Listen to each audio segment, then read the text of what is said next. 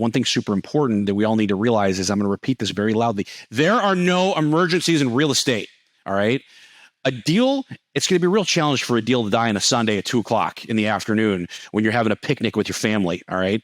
It's going to be a real challenge for a deal to die at 7:37 on a Tuesday evening when you're out at Maggiano's having dinner with your family. This was not paid for by Maggiano's, by the way. In most industries, they shut down at 5:00. Being a real estate agent, guess what? When you're dealing with people's emotions, it doesn't shut down at 5:00, and that's okay. There's nothing wrong with that.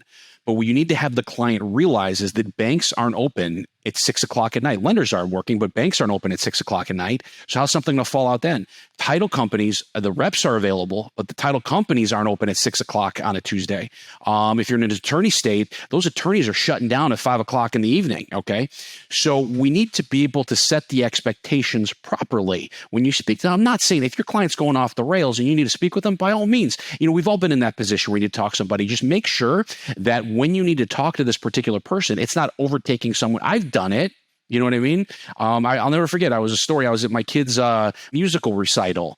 He was singing Safe and Sound. I don't know who sings the song. I can't remember that. This client called me, and I made the mistake of taking that phone call like half an hour before my kid. It was not a fun phone call at all. It completely ruined that experience. And now I can't even think about that experience without thinking about that phone call that I had before that. So there are things in this business that are more important, but it's setting the proper expectation with your client to let them know, like I said, if you need me after 5:00, text me and I'll get back to you at my earliest convenience. Otherwise, we'll speak first thing in the morning.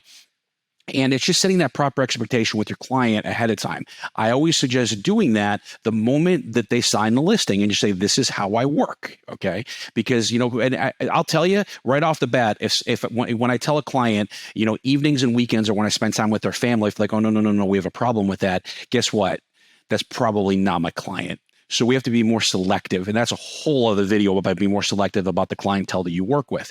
You want people that have the same morals and values that you do to be able to run your business the way that you feel the need to be able to support your clients and support your family so this business doesn't eat you alive.